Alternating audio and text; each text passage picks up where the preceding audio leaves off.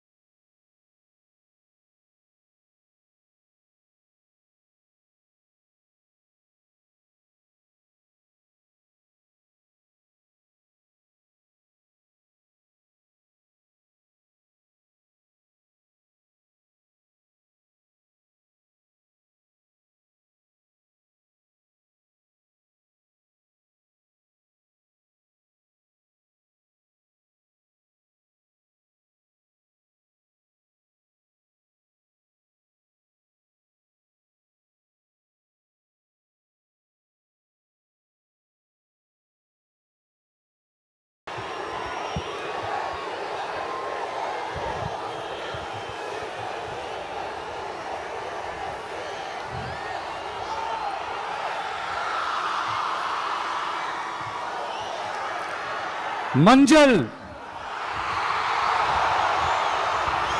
மஞ்சள் பொதுவா நல்ல காரியங்கள் ஸ்டார்ட் பண்றதுக்கு முன்னாடி இந்த மஞ்சள் எடுத்து வச்சு தான் ஸ்டார்ட் பண்ணுவாங்க.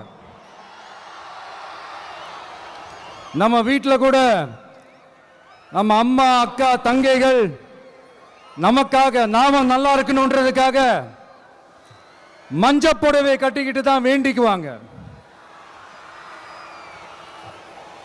அப்படி அந்த மஞ்சள்னாலே ஒரு தனி வைப்பு தாங்க. நம்ம கொடியில கூட அந்த வைப்ரண்டான, அந்த எனர்ஜெட்டிக்கான அந்த மஞ்சள் இருக்குமே, அந்த மாதிரி மங்களகரமான மஞ்சள் விளையிற பூமி தான் இந்த ஈரோடு பூமி. இங்க வந்து மஞ்சளை பத்தி பேசாம வேற எங்க போய் பேசுறது? அது மட்டும் இல்ல, இங்க ஒரு மகத்தான ஒரு மனிதரை பத்தி நம்ம பேசியே ஆகணும். இந்த ஈரோடு மண் விவசாயத்துக்கும் பேர் போன மண். இங்க நடக்கிற அந்த விவசாயத்துக்கு மிக முக்கியமான ஒரு கவசமா இருக்கிறது என்ன தெரியுமா? காலிங்கராயன் அணை, காலிங்கராயன் கால்வாய். காலிங்கராயன் அணை கட்டினதுலையும் கால்வாய் வெட்டினதுலையும் உயிரான உணர்வு பூர்வமான நிறைய விஷயங்கள் இருக்குது. அப்படி அந்த ப்ராசஸ்ல அவர் அந்த அணை கட்டும் போதும் கால்வாய் வெட்டும் போதும் ரொம்ப சோர்வடைஞ்சிட்டாராம். அப்ப அவங்க அம்மா அதை பார்த்துட்டு சொன்னாங்களாம், மகனே காளிங்கா, தயிர் வித்த காசு தாழ்வாரம் வரைக்கும் இருக்குது, மோர் வித்த காசு முகுட வரைக்கும் இருக்குது, அதை எடுத்துக்கிட்டு போய் அணைய கட்டியா கால்வாய வெட்டியான்னு சொல்லி தைரியம் கொடுத்தாங்களாம். பெத்த அம்மா கொடுக்கிற அந்த தைரியம் இருக்கு பாருங்க, அதை தாண்டி வேற எதுவுமே கிடையாதுங்க. ஒரு மனுஷனால எதையும் சாதிச்சு காட்ட முடியும்.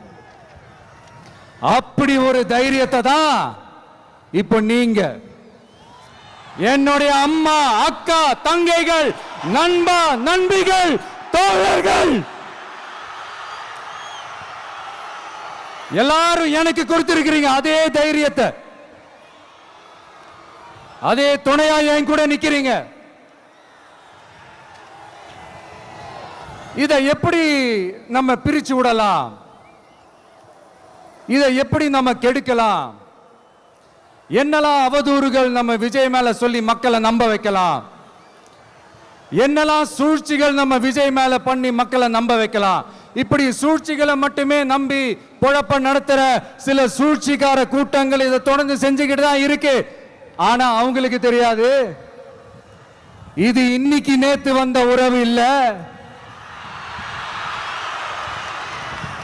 கிட்டத்தட்ட 30-33 வருஷத்துக்கு மேல இருக்கிற உறவு. ஏன் நான் சினிமாக்கு வந்தப்போ எனக்கு வயசு 10, அப்பல இருந்தே இந்த உறவு ஸ்டார்ட் ஆகி போயிட்டு இருக்குன்னு அவங்களுக்கு தெரியாம போச்சு. அதனால என்ன பண்ணாலும், நீங்க என்ன ட்ரை பண்ணாலும், எல்லாத்தையும் விட்டுட்டு மக்களுக்காக வந்திருக்கிற இந்த விஜய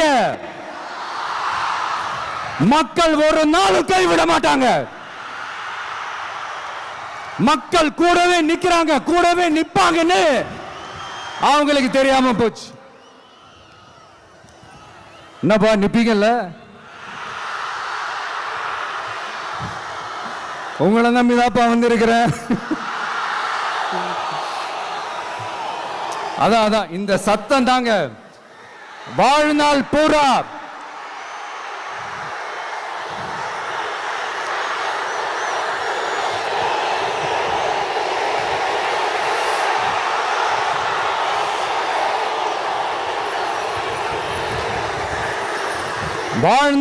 உங்களுக்கு நன்றியோடவே இருப்பேன். இப்போ நம்ம காளிங்கராயன் அவர்கள் அணையை கட்டுறதுக்காக பவானிக்கு போய் பார்க்கும்போது ஒரு இடத்துல ஒரு பாம்பு வந்து உட்கார்ந்துச்சான், படுத்துச்சான். அது படுத்த இடத்துல தான் அவர் அணையை கட்ட ஸ்டார்ட் பண்ணாராம். அப்புறம் அந்த பாம்பு வளைஞ்சி நெளிஞ்சி போற இடத்துலலாம் கால்வாயை வெட்டினார்னு சொல்லி சில வாய்மொழி கதைகள்லாம் சொன்னாங்க. தண்ணியை சேமிச்சு வச்சு குடிக்கிறதுக்கும் விவசாயத்துக்கும். தம்பி கீழே இறங்கு, தம்பி கீழே இறங்குப்பா, ப்ளீஸ் கீழே இறங்குப்பா.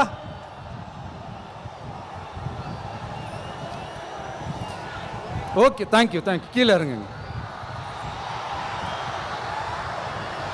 கீழே இறங்குப்பா. நீ இறங்கினாதான் புத்தம் கொடுப்பேன்.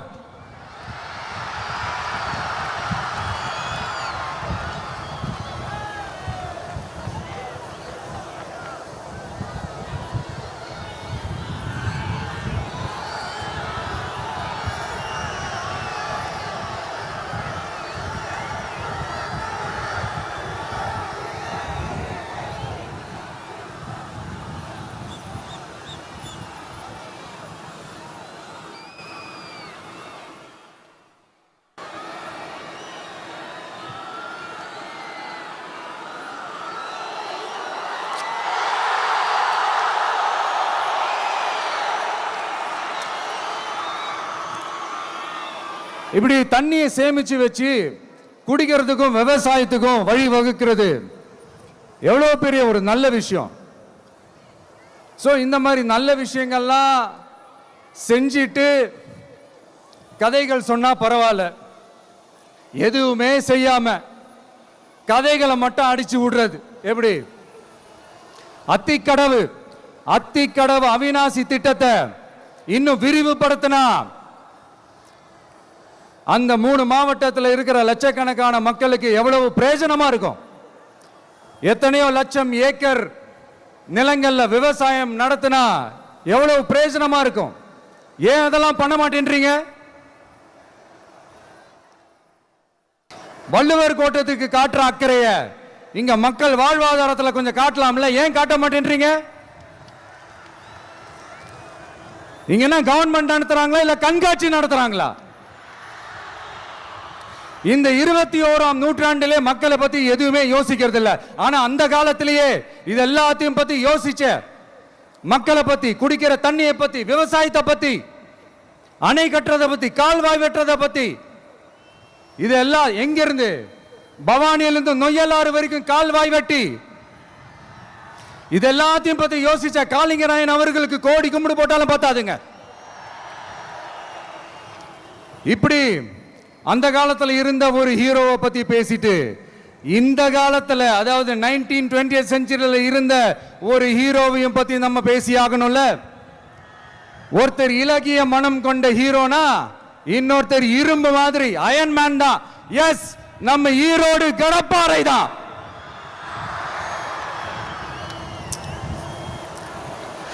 ஒட்டுமொத்த தமிழ்நாட்டையே திருப்பி போட்ட சீர்திருத்த நெம்புகோல். ஈரோடு மாவட்டத்தில் பிறந்த அவர்தான் இந்தியாவுக்கே இடஒதுக்கீடு சம்பந்தமான அரசியல் சட்டத்தை திருத்தறதுக்காக போராட்டம் நடத்தினவர் யாரு? நம்ம தந்தை பெரியாரு. 100 வருஷத்துக்கு முன்னாடியே வகுப்பு வாரி பிரதிநிதித்துவம் வேணும்னு கேட்டவர். அன்னைக்கும் சரி இன்னைக்கும் சரி ஒரு ஆச்சரியத்தோட பார்க்கக்கூடிய ஒரு மனிதர், நம்மளுடைய கொள்கை தலைவர். அப்ப அண்ணாவும் எம்ஜிஆரும் யாரு? பெரியார் அவர்கள் கிட்ட இருந்து எங்களுக்கு தேவையான கொள்கைகளை எடுத்துக்கிட்டோம். அவரை ஃபாலோ பண்ற, அவரை வழிகாட்டி ஏத்துக்கிட்ட அண்ணா அவர்கள் கிட்ட இருந்தோம், எம்ஜிஆர் அவர்கள் கிட்ட இருந்தோம் தேர்தல் அணுகுமுறையை எடுத்துக்கிட்டோம். அண்ணாவும் எம்ஜிஆரும் தமிழ்நாட்டோட சொத்து.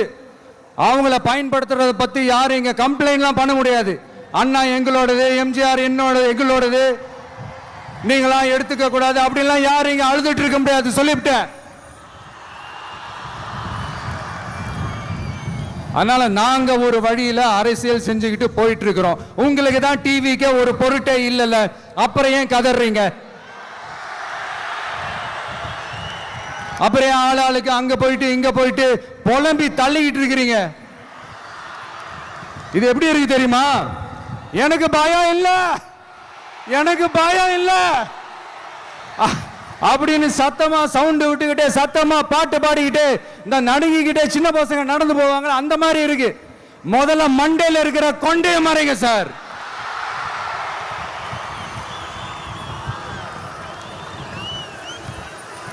சும்மா மாறு வேஷத்துல மறு வச்சுக்கிட்டு மீடியா ஆளு, ரேடியோ ஆளுன்னு இவங்க ஆளுங்களே மாத்தி மாத்தி அனுப்பிக்கிட்டு, இதெல்லாம் என்ன மக்களுக்கு தெரியாதுன்னு நினைச்சிட்டு இருக்கீங்களா? மக்கள் எல்லாத்தையும் உன்னிப்பா கவனிச்சிட்டு இருக்காங்க. அதனாலதான் சொல்றேன், உங்களுக்கு நீங்க கொள்ளையடிச்சு வச்சிருக்கிற காசு தான் துணை. ஆனா எனக்கு என் மேல எல்லையில்லா பாசம் வச்சிருக்கிற இந்த மாசு தான் துணை.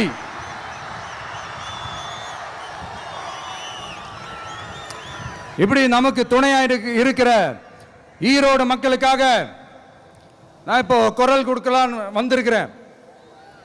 சரி, இப்ப விஷயத்துக்கு வருவோம். பெரியார் அவர்கள் கிட்ட இருந்த அந்த செல்வாக்கையும் அந்த பதவிகளையும் அந்த பவரையும் வச்சுக்கிட்டு அவர் என்ன சொன்னார் தெரியுமா? இவ்வளவு செல்வாக்கு, இவ்வளவு பதவிகள், இவ்வளவு பவர் இருந்தோம் நான் ஒரு 5 பைசா காசு சம்பாதிச்சிருப்பேனா? எனக்கோ இல்லை என் குடும்பத்துக்கோ பட்டங்கள் வேணும், பதவி வேணும்னு ஏதாவது கேட்டிருப்பேனா? இல்லை ஏதாவது லாபம் பார்த்துருப்பேனா? இல்லை எதுக்காவது ஆசைப்பட்டிருப்பேனா? ஆனா அவர் பேரை சொல்லிக்கிட்டு, அவருடைய கொள்கையை ஃபாலோ பண்றதா சொல்லிக்கிட்டு இப்ப ஆட்சியில இருக்கிறவங்க என்னெல்லாம் செய்யறாங்கன்னு.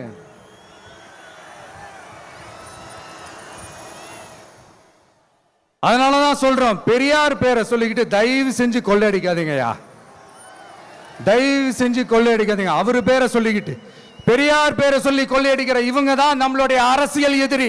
மக்களை நீங்க சொல்லுங்க, நம்மளுடைய அரசியல் எதிரி யாரு? நம்மளுடைய கொள்கை எதிரி யாரு? ரிப்பீட், நம்மளுடைய அரசியல் எதிரி யாரு? நம்மளுடைய கொள்கை எதிரி யாரு? உங்களுக்கு புரியுது இல்ல? எனக்கு அது போதும்யா, எனக்கு வேற எதுவுமே தேவையில்லை.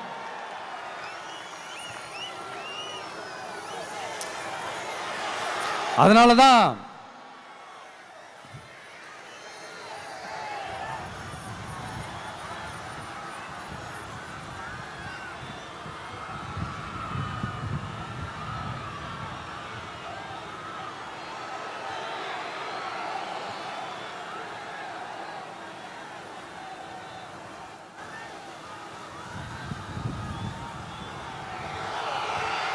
உங்களுக்கு நம்மளை பத்தி நம்ம அரசியலோட நீங்க எல்லாரும் என்னோட அரசியலோட கனெக்டடா இருக்கீங்கன்றது ரொம்ப தெளிவா தெரியுது. அதனால எனக்கு அது போதும். அதனாலதான் எதிரிகள் யாருன்னு சொல்லிட்டு களத்துக்கு வந்திருக்கிறோம். அதனால அவங்கள மட்டும் தான் எதிர்ப்போம். அதுவும் அந்த எதிரிகள் யாரு இப்போ இங்க 2026 சட்டமன்ற தேர்தலில் களத்தில் இருக்கிறாங்களோ அவங்கள மட்டும் தான் எதிர்ப்போம். சும்மா களத்திலே இல்லாதவங்களையும் களத்துக்கும் அவங்களுக்கும் சம்பந்தமே இல்லாதவங்களையும் எதிர்க்கிற ஐடியாலாம் இல்ல பாஸ். நீங்க கேட்கிறீங்கன்றதுக்காகலாம் எதிர்த்துட்டு இருக்க முடியாது பாஸ். எங்களுக்கு நிறைய வேலை இருக்குது.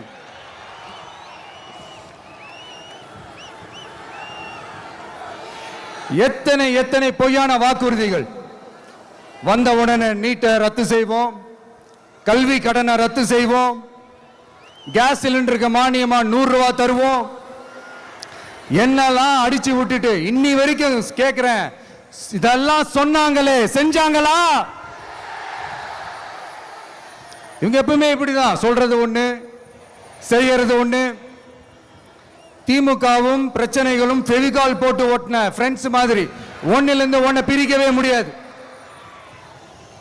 இந்த இப்போ ஈரோடு பகுதியில் இருக்கிற பிரச்சனையை பத்தி பேசுவோம்.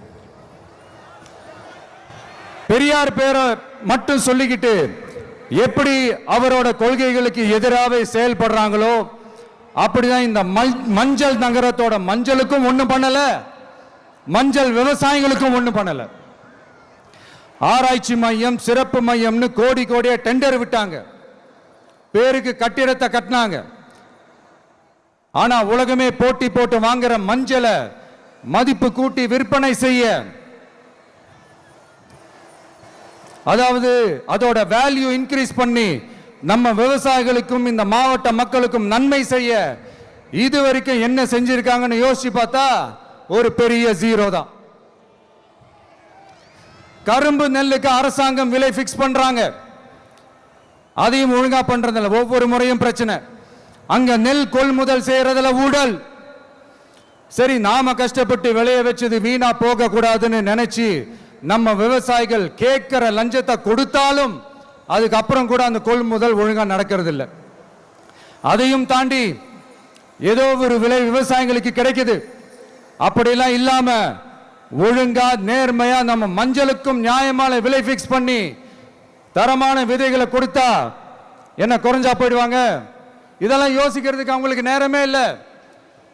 24x7 அவங்களோட யோசனை என்ன தெரியுமா? இந்த விஜயை எப்படி முடக்கலாம்,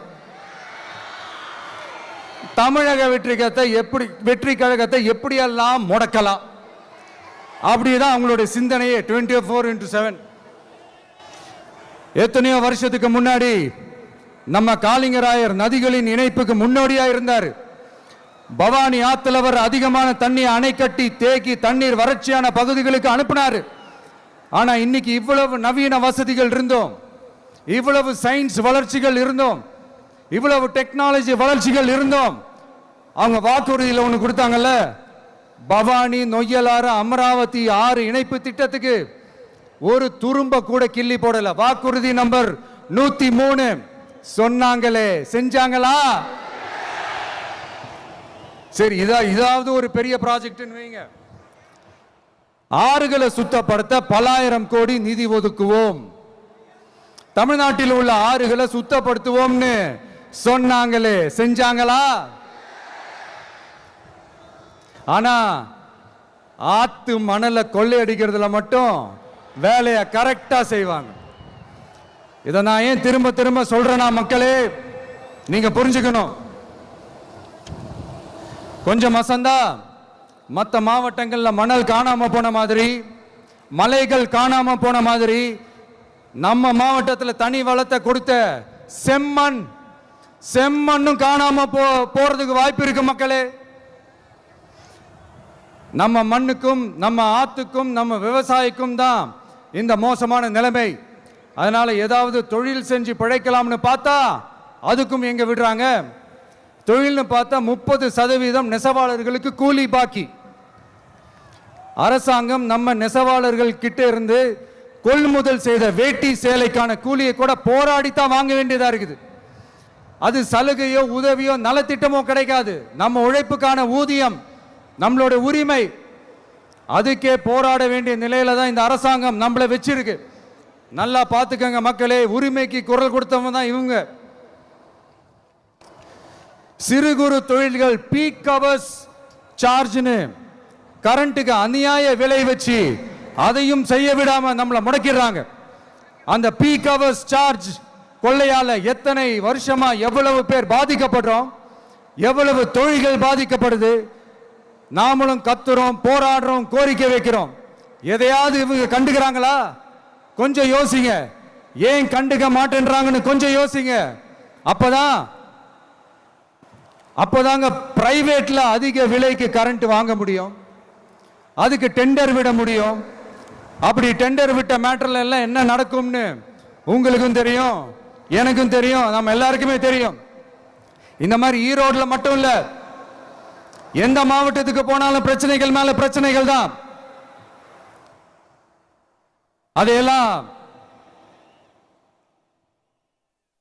அதையெல்லாம் தீக்கிறதுக்கு ஒரு சொல்யூஷன் கூட சொல்லாம இதுல வேற பெருமையா மாடல் அரசு மாடல் அரசுங்கிறது.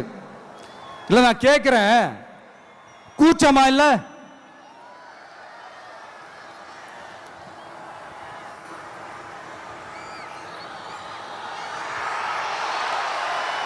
இதெல்லாம் கேட்டா அப்படியே நம்ம பக்கம் யூட்டர்ன் அடிச்சு வந்துருவாங்க.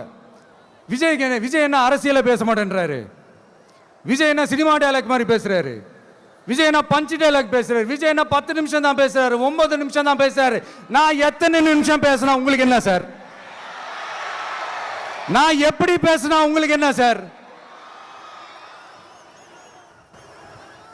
உள்ள விஷயம் என்னன்னு பாருங்க சார். ஒவ்வொரு மாவட்டத்துக்கும் போய் மக்கள் ஃபேஸ் பண்ற பிரச்சனைகளை எடுத்து பேசிட்டு இருக்கிறேன். பின்ன அது அரசியல் இல்லாம வேற எதுதான் அரசியல்? உங்களை மாதிரி தனிப்பட்ட முறையில் தரக்குறைவா அசிங்கமா பேசுறதுதான் அரசியல்னா அந்த அரசியல் நமக்கு வராது. வராதுன்னா நல்லாவே வரும். உங்களை விட எனக்கு அது நல்லாவே வரும். வேணான்னு விட்டு வச்சிருக்கிறோம். அப்புறம் உங்களுக்கு நமக்கு என்ன வித்தியாசம்? காஞ்சிபுரத்தில் நாம பேசும்போது இந்த மாதிரி உங்களால் அமைக்கப்பட போற ஆட்சியில் நம்ம ஆட்சிக்கு வந்த உடனே என்னெல்லாம் செய்ய போறோன்றது சிலது சொன்னோம். அதையெல்லாம் தப்பா புரிஞ்சுக்கிட்டு இப்போ சொல்றேன், விளக்கமா சொல்றேன், நான் சலுகைகளுக்கு எதிரானவன் கிடையாது. மக்களுக்கான சலுகைகளை இலவசம்னு சொல்லி அசிங்கப்படுத்துறதுல எனக்கு உடன்பாடு கிடையாது. மக்கள் காசுல மக்களுக்கு செய்யறதை எப்படி இலவசம்னு சொல்லுவீங்க? அப்படியே செஞ்சிட்டாலும் ஓசில போறேன்னு சொல்லி அசிங்கப்படுத்துறீங்க. என்ன கேட்கறதுக்கு ஆள் இல்லைன்னு நினைச்சீங்களா? மக்களுக்கு ஒண்ணுன்னா இந்த விஜய் வந்து நிப்பா, இந்த விஜய் வந்து கேள்வி கேட்பா. இந்த விஜய் எப்பவுமே மக்கள் பக்கம் தான், அதே மாதிரி மக்களும் என் பக்கம் தான். என் மக்கள் மானத்தோட மரியாதையோட கௌரவத்தோட வாழணும். என் மக்கள் யாருக்கும் கீழே கிடையாது. அப்படி அவங்க கௌரவத்தோட வாழணும்னா அவங்களுக்கான வாழ்க்கை தரம் உயரணும். வாழ்க்கை தரம் உயரணும்னா அவங்களோட வாழ்வாதாரம் உயரணும். வாழ்வாதாரம் உயர்ந்தாதான் பொருளாதாரம் உயரும். பொருளாதாரம் உயர்ந்தாதான் வசதி வாய்ப்புகள் உயரும். இதெல்லாம் உயர்ந்தாலே ஆட்டோமேட்டிக்கா அவங்களோட வாழ்க்கை தரம், அவங்களுக்கான மரியாதை, அவங்களுக்கான கௌரவம் எல்லாமே உயரும். இதுக்கான வழிகள், அந்த சூழல்களை அந்த கவர்மெண்ட் அமைச்சு கொடுக்கணும். இதுக்கான அந்த திட்டங்களை செயல்படுத்தணும். இதெல்லாம் செஞ்சாதான் இந்த அரசாங்கம் ஒரு நல்ல அரசாங்கம். இதைத்தான் சொன்னோம்.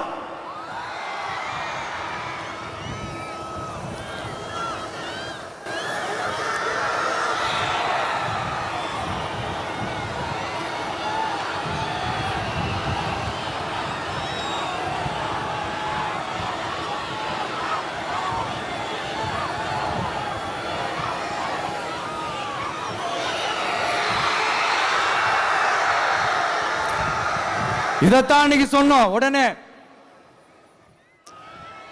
சொன்னா மட்டும் போதுமா? எப்படி செயல்படுத்துவீங்க? நாங்க என்ன வாயிலே வடை சுடுறதுக்கு டிஎம்கேவா? டிவி கேடா?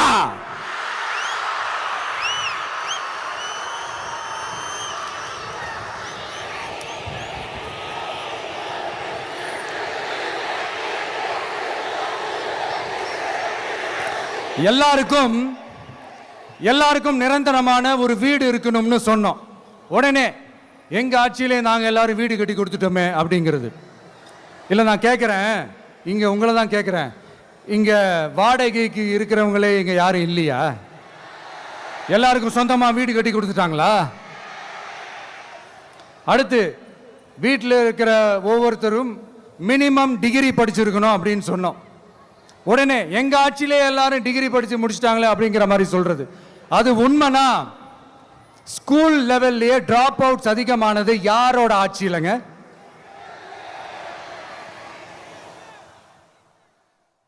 பசங்க பிள்ளைங்க யாரும் ஸ்கூல்ல சேரலன்னு சொல்லிட்டு எனக்கு தெரிஞ்சு 207 கவர்மெண்ட் ஸ்கூல்ஸ் மூடினது யாரோட ஆட்சியிலங்க? இதுல கல்வியில் சிறந்த தமிழ்நாடுன்னு டிராமா வேற. அடுத்து குடும்பத்தில் ஒருத்தருக்கு நிரந்தரமான வருமானம் வரணும், வேலை வாய்ப்பு கிடைக்கணும் அப்படின்னா நாங்க கொடுக்காத வருமானமா, நாங்க கொடுக்காத வேலையா அப்படிங்கிறது. எத்தனையோ லட்சம் காலி பணியிடங்கள் நிரப்புவோம்னு வாக்குறுதி கொடுத்துட்டு ஆட்சிக்கு வந்தீங்களே, எத்தனை லட்சம் காலி பணியிடங்களை நிரப்புனீங்க? அட்லீஸ்ட் 1 லட்சம் காலி பணியிடங்களாவது நிரப்புனீங்களா? இதெல்லாம் சொல்லிட்டு மக்களை ஏமாத்துறது யாரோட ஆட்சியிலங்க? அடுத்து ரொம்ப முக்கியமா, பெண்களுக்கு பாதுகாப்பு இல்ல, சட்டம் ஒழுங்கு சரியா இல்லைன்னு சொன்னா தமிழ்நாட்டில் பெண்கள் பாதுகாப்பு தான் அதிகமா இருக்குதான். நீங்க சொல்லுங்க மக்களே, பெண்கள் பாதுகாப்பு இருக்கு? சட்டம் ஒழுங்கு சரியா இருக்கு? அவங்க சொல்றது உண்மையா? அவங்க சொல்றதை நீங்க ஏத்துக்கிறீங்களா? சத்தமா கேக்குதா சார்? இதுதான் ரியாலிட்டி, இதுதான் நிஜம். நம்மளுடைய ஆட்சியில சட்டம் ஒழுங்குல சமரசமே இருக்காது. அதனாலதான் இவ்வளவு ஸ்ட்ராங்கா சொல்றோம், தைரியமா இருங்க மக்களே. இந்த மாதிரி விஷயங்கள்லாம் நம்ம மக்கள் கிட்ட எடுத்து சொன்னா உடனே இந்த இது எடுத்துட்டு வந்துருவாங்க.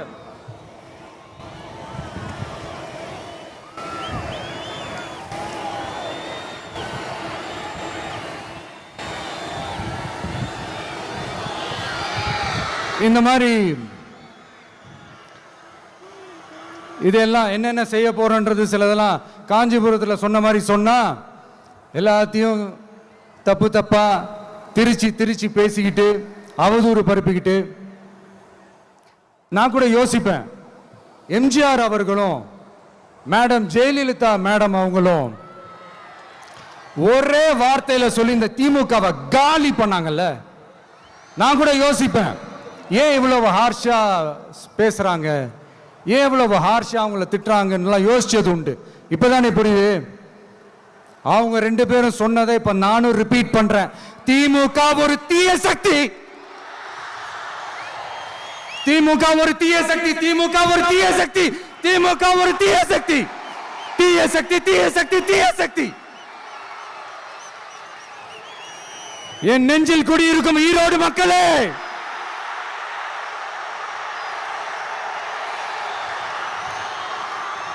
டிவிகே ஒரு தூய சக்தி. எப்படி? டிவிகே ஒரு தூய சக்தி. தூய சக்தி டிவிகேவுக்கும் தீய சக்தி டிஎம்கேவுக்கும் தான் போட்டியே.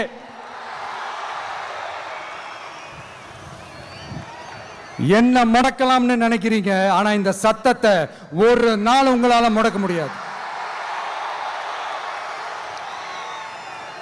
மக்கள் விரோத திமுக அரசை வீழ்த்த மக்கள் சக்தியான நம்மளால மட்டும்தான் முடியும். அண்ணன் செங்கோட்டையன் அண்ணன் அவர்கள் நம்ம கூட வந்து சேர்ந்தது நமக்கு ஒரு மிகப்பெரிய ஒரு பலம். அந்த மாதிரி செங்கோட்டையன் அண்ணன் அவர்கள் மாதிரி இன்னும் நிறைய பேர் வந்து சேர இருக்கிறாங்க. அவங்க எல்லாருக்குமே அந்த உரிய அங்கீகாரத்தை கொடுப்போம். அது மட்டும் இல்லை, அப்புறம் இன்னொரு விஷயம் சொல்ல மறந்துட்டேன். இப்போ ரீசண்டாக ஒரு இடத்துல நம்ம சிஎம் சார் அவர்கள் பேசும்போது சொன்னாங்க, என் கேரக்டரையே புரிஞ்சுக்க மாட்டேங்கிறேன். இது சினிமா டயலாக் இல்லையா? நான் ஏதாவது பேசினா சினிமா டயலாகா? சார் பேசினா அது சினிமா டயலாக் இல்லையா? சிலப்பதிகாரத்திலிருந்து எடுத்ததா அந்த லைன், என் கேரக்டரையே புரிஞ்சிக்க மாட்டேன்றது. உங்களை எப்படி தான் சார் புரிஞ்சுக்கிறது? எந்தெந்த விஷயத்துலலாம் சார் உங்கள் கேரக்டர் நாங்கள் புரிஞ்சுக்கிறது? அதையும் நீங்களே சொல்லிட்டீங்கன்னா கொஞ்சம் நல்லா இருக்கும் சார். சட்டம் ஒழுங்குல நாடே சந்தி சிரிக்குது அதுலையா? பெண்கள் பாதுகாப்புல நாடே சந்தி சிரிக்குது அதுலையா? பொய் வாக்குறுதிகளா கொடுத்து ஏமாத்தி ஆட்சிக்கு வந்தீங்களே அதுலையா? எதில் தான் சார் உங்க கேரக்டர் நாங்கள் புரிஞ்சுக்கிறது? ஆனா ஒன்று, தமிழ்நாட்டில் ஆட்சி செய்கிற நீங்களும் சரி, ஒன்றியத்தில் ஆட்சி செய்கிறவங்களும் சரி, நீங்க ரெண்டு பேரும் முதல்ல என்னோட கேரக்டரை புரிஞ்சுக்கணும் சார். என்னோட கேரக்டர்னு சொன்னது நம்ம மக்களோட கேரக்டரை. 2026 சட்டமன்ற தேர்தலோட அந்த கேரக்டரே கொஞ்சம் வேற மாதிரி சார். அதை கொஞ்சம் தயவு செஞ்சு நீங்க புரிஞ்சுக்கணும் சார். புரிஞ்சுக்கலன்னா மக்களே உங்களுக்கு புரிய வைப்பாங்க சார். கான்பிடென்டா இருங்க சார், நல்லதே நடக்கும் சார். வெற்றி நிச்சயம் சார். மீண்டும் சந்திக்கும் வரை நன்றி, வணக்கங்க சார். நண்பா, நண்பிகள், இங்கே எல்லாம் பார்த்தோம், எல்லாம் நல்லபடியாக நடந்தது. சேஃபாக வந்துட்டு சேஃபாக வீட்டுக்கு போயிடுங்க. எனக்கு எல்லாத்தையும் விட நீங்கள் தான் எனக்கு முக்கியம். தயவு செஞ்சு சேஃப்டியாக போயிட்டு வாங்க. ஒரு ஈரோடு செல்ஃபி ஒன்று எடுப்போமா?